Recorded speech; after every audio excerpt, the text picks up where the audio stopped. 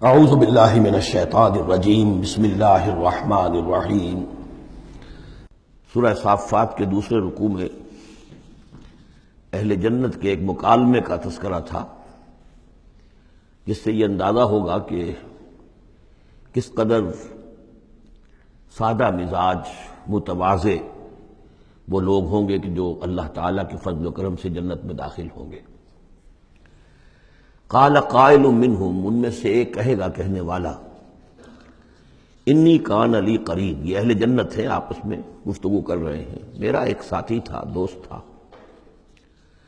یقول وانک لمن المصدقین، مصدقین، وہ مجھ سے کہا کرتا تھا کہ تمہیں کیا ہو گیا ہے، تم رسول کی تصدیق کر رہے ہو، کتنی بے تکی بات ہے، اور تم تصدیق کر رہے ہو محمد کی صلی اللہ علیہ وسلم۔ اذا متنا وکنا ترابا وعظاما انا لمدینون، کیا جب ہم مر جائیں گے اور ہم ہو جائیں گے مٹی اور ہڈیاں بھی گڑی سلی ہوں گی اور سڑی گلی ہوں گی، اور یہ کہ مٹی، باقی جسم تو مٹی بن چکا ہوگا، تو کیا پھر ہمیں کوئی جزا ملے گی، بدلہ ملے گا؟ قال هل انتم مطلعون، تو کہے گا وہ کوئی کہنے والا کہ کیا تم لوگ دیکھنا چاہتے ہو، جھانک کر دیکھو گے تمہارا وہ دوست جو تمہیں گمراہ کرنے کی کوشش کرتا تھا وہ کہاں ہے، کس حال میں ہے، دیکھنا چاہو گے؟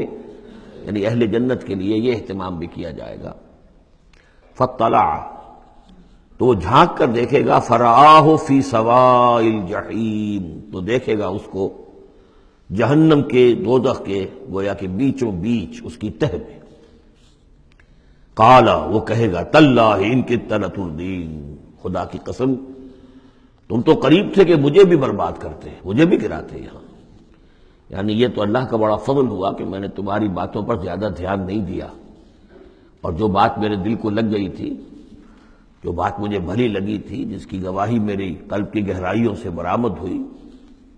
میرے دل نے جس کو حق جانا میں نے اسے قبول کیا، ورنہ یہ کہ تم تو تلے ہوئے تھے کہ جس طرح تم تباہ ہوئے ہو اسی طرح مجھے بھی اس جہنم کے گڑھے میں اپنے ساتھ لے کر گرتے۔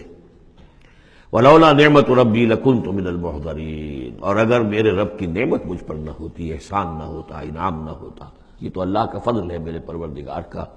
تو میں بھی ہو جاتا انہی لوگوں میں سے جو یہاں پکڑے ہوئے آئے ہیں گرفتار ہو کر اور اس جہنم کے حوالے کر دیے گئے۔ افما نحن بمیتین، اب یہ آپس میں گفتگو کر رہے ہیں جنت والے، تو کیا اب ہمیں مرنا تو نہیں ہے، کیا اب ہمیں نہیں مرنا ہے، یعنی اب جنت میں آ کر تو ہم یہاں مستقل رہیں گے نا؟ وہ میں کہہ رہا تھا آپ سے کہ کس کو سادہ مزاج کے لوگ ہوں گے، اور ان کے اندر کوئی تعلی نہیں ہوگی کہ ہم نے تو بڑی محنت سے جنت کمائی ہے، اب تو یہاں ٹھسے سے ہم رہیں گے اور ہمیشہ ہمیش رہیں گے۔ ان کے دلوں کی کیفیت اب بھی یہ ہے، افما نحن بمیتین الا موتتنا الاولی وما نحن بمعذبین، تو کیا اب ہمیں کوئی موت نہیں آئے گی سوائے اس موت کے کہ جو آ چکی ہے، وما نحن بمعذبین، اور اب تو ہم مطمئن ہو جائیں کہ کسی عذاب وغیرہ کا کھٹکا نہیں ہے، کہیں اور کوئی پکڑ، کوئی اور حساب کتاب، کوئی اور چھلنی تو ابھی نہیں لگنی ہے، وما نحن بمعذبین، اور ہمیں تو کوئی عذاب نہیں دیا جائے گا۔ ان ھذا لہو الفوز العظیم، یقیناً یہ تو پھر بہت بڑی کامیابی ہے۔ لمثل ھذا فلیعمل العاملون، بس عمل کرنے والوں کو ایسی چیز کے لیے عمل کرنا چاہیے، اس انجام تک پہنچنے کی کوشش کرنی چاہیے۔ یہ ہے وہ انجام کہ جو اہل جنت کا ہوگا، اور اس انجام کو اپنے سامنے رکھ کر ہر محنت کرنے والا، عامل تو سب ہیں، بھاگ دوڑ تو سب کر رہے ہیں،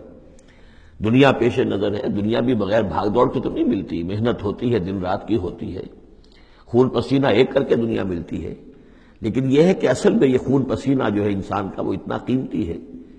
کہ اس کے عوض تو یہ جنت حاصل کرنی چاہیے، نہ یہ کہ محض دنیا کی چند روزہ زندگی کے عیش و آرام اور صرف اس کی زیبائش و آرائش۔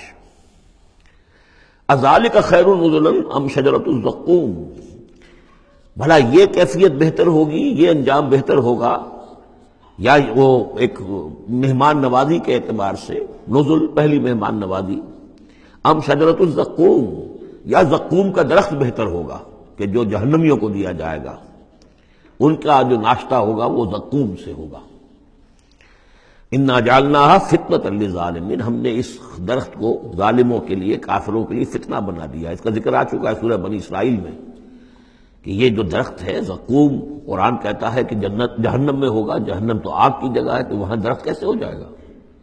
کہاں درخت کہاں آگ؟ تو ہم نے اس کو فتنہ بنا دیا ہے۔ وہ لوگ سب ساری چیزیں جو ہے اس دنیا کے قوانین پر قیاس کر رہے ہیں، اس عالم کے قوانین یہ نہیں ہے، اس قوانین اور ہیں۔ یہاں کی آگ کو ایک دفعہ جلا دیتی ہے تو انسان مر جاتا ہے، وہاں کی وہ آگ جلائے گی لیکن مرنے نہیں دے گی۔ یہاں کھال جھلس گئی تو پھر کوئی لمبی چوڑی جو ہے وہ پلاسٹک سرجری کی جائے تو شاید دوبارہ کچھ ہو جائے، ورنہ یہ کہ خود بخود تو نہیں آ جائے گی۔ لیکن وہاں یہ ہے کہ جیسے ہی کھال جھلس جائے گی اور کھال اللہ تعالیٰ ان کو عطا کر دے گا۔ تو وہاں کے نوامیس، وہاں کے قوانین، وہاں کے جو بھی لاز ہیں وہ مختلف ہیں یہاں کے قوانین سے۔ اِنَّا جَعَلْنَاهَا فِتْنَةً لِلظَّالِمِينَ إِنَّهَا شَجَرَةٌ تَخْرُجُ فِي أَصْلِ الْجَحِيمِ، وہ ایک درخت ہے کہ جو جہنم کے بالکل تہ میں سے ابھرے گا، نکلے گا۔ طَلْعُهَا كَأَنَّهُ رُءُوسُ الشَّيَاطِينِ، اور اس کے گابھے ایسے ہوں گے، خوشے ایسے ہوں گے جیسے شیطانوں کے سر ہیں، یعنی کوئی بہت ہی خوفناک قسم کے اور بہت بدنما۔ فَإِنَّهُمْ لَآكِلُونَ مِنْهَا، پھر یہ جو جہنمی ہے یہ کھائیں گے اس میں سے مجبور ہو کر۔ ویسے انسان اس کو دیکھنا تک پسند نہیں کرے گا، اس میں اس قدر کراہت ہوگی، لیکن یہ کہ چونکہ بھوک کی شدت ہوگی تو وہ کھائیں گے، منہ ماریں گے اس میں۔ فَمَالِئُونَ مِنْهَا الْبُطُونَ، اور اس سے اپنے پیٹوں کو بھریں گے۔ ثُمَّ إِنَّ لَهُمْ عَلَيْهَا لَشَوْبًا مِّنْ حَمِيمٍ، پھر جب اندر سے وہ کھولے گا اور پیاس کی طلب ہوگی تو پھر انہیں ایسا پانی دیا جائے گا کھولتا ہوا پینے کے لیے کہ جس میں پیپ کی ملاوٹ ہوگی، پیپ ملایا گیا ہوگا، لَشَوْبًا مِّنْ حَمِيمٍ۔ ثُمَّ إِنَّ مَرْجِعَهُمْ لَإِلَى الْجَحِيمِ، پھر یہ تو ابھی ابتدائی ہو گئی نا، جو ان کی مہمان نوازی جو ہے ابتدا میں ہو رہی ہے، اور اس کے بعد پھر ان کو لوٹا دیا جائے گا جہنم میں۔ انہم الفوا آباہم ضالین، یہ وہ لوگ ہیں جنہوں نے اپنے آباء و اجداد کو پایا گمراہ، بھٹکا ہوا، اب انہی کے اوپر انہوں نے انہی کے نقش پا پر چلنا شروع کر دیا۔ فہم علی آثارہم یہرعون، تو انہی کے نقوش پا پر اب یہ دوڑ رہے ہیں، بے اختیار دوڑے چلے جا رہے ہیں، بغیر سوچے سمجھے، جو بھی آباء و اجداد کے طور طریقے ہیں۔ وَلَقَدْ ضَلَّ قَبْلَهُمْ أَكْثَرُ الْأَوَّلِينَ، حالانکہ ان سے پہلے بھی جو پہلے لوگ تھے ان کی اکثریت بھی گمراہ تھی، وہ تو ہم دیکھ چکے ہیں۔ ان تطع اکثر من فی الارض یضلوک عن سبیل اللہ، یہ ہم آیت پڑھ چکے ہیں۔ اگر تم زمین میں بسنے والوں کی اکثریت کی پیروی کرو گے تو وہ تو تمہیں گمراہ کر کے چھوڑے گی۔ پھر یہ آیت بھی سورہ یوسف میں آ چکی ہے، وما یؤمن اکثرهم باللہ الا وهم مشرکون، کہ ان کی اکثریت جو ہے اللہ پر ایمان نہیں رکھتی مگر کسی نہ کسی نوع کے شرک کے ساتھ۔ اور شرک یہی ہوتا ہے کہ ایک بڑے اللہ کو مان کر کسی نہ کسی چھوٹے اللہ کو بھی مانا جائے، اور ہوتے ہوتا یہ ہے کہ وہ چھوٹا خدا جو ہے وہ اعصاب پر سوار ہو جاتا ہے، اور بڑا تو کہتے ہیں وراء الورا، وراء الورا، وہ تو ہے بیٹھا ہوا ہے، اسے اس دنیا کی فکر بھی نہیں ہے، کوئی چنتا بھی نہیں ہے، کوئی تشویش بھی نہیں ہے، وہ اپنے اندر مگن ہے۔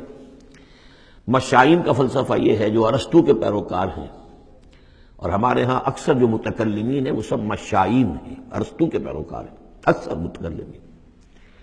تو متکلمین کے اس مشائین کا، ارسطو کا فلسفہ یہ ہے کہ اللہ تعالیٰ صرف کلیات کا عالم ہے، جزیات کا نہیں ہے،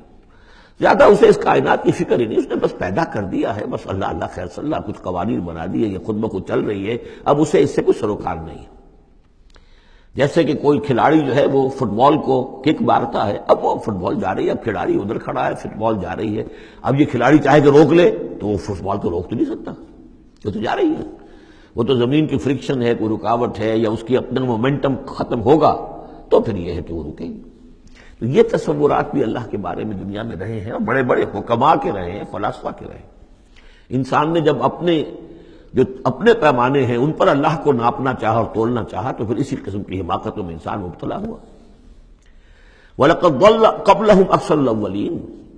ان سے پہلے بھی جو پہلے تھے، پہلوں کی اکثریت بھی تو گمراہوں پر مشتمل تھی۔ وَلَقَدْ أَرْسَلْنَا فِيهِمْ مُنذِرِينَ، ہم نے ان میں بھی اپنے خبردار کرنے والے بھیجے تھے۔ فَانظُرْ كَيْفَ كَانَ عَاقِبَةُ الْمُنذَرِينَ، تو دیکھ لو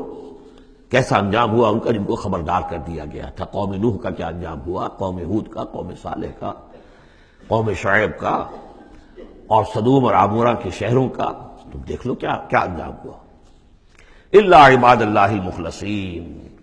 البتہ ان میں سے جو اللہ کے خاص بندے تھے اللہ نے ان کو بچایا۔ صدق اللہ العظیم۔